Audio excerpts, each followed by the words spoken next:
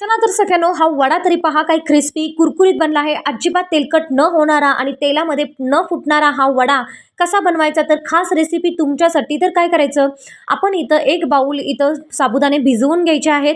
त्यानंतर यामध्ये जाईल बटाटे बटाटे छान उकडवून घ्यायचे आहेत आणि त्यानंतर हे मॅश करून घ्यायचं. त्यानंतर यामध्ये जाईल शेंगदाण्याचं कूट 1 वाटी, त्यानंतर जाईल हिरवी मिरची, त्यानंतर जाईल जिरे 1 चमचा आणि लाल तिखट, साखर, चवीपुरतं मीठ आणि मेन इन्ग्रीडियंट्स टाकणार आहोत. आता हा कुठला मेन इन्ग्रीडियंट्स आहे, अशा कुठला पदार्थ आपण यामध्ये टाकला आहे, जेणेकरून आपले हे वडे एकदम कुरकुरीत, क्रिस्पी बनलेले आहेत, अजिबात तेलकट बनलेले नाहीत. तर तुम्हाला ही रेसिपी म्हणजे पाहिजे असेल, तर खाली दिलेल्या लिंकवरती क्लिक करा आणि फुल व्हिडिओ पहा, म्हणजे मेन इन्ग्रीडियंट्स कोणता आहे हे समजेल.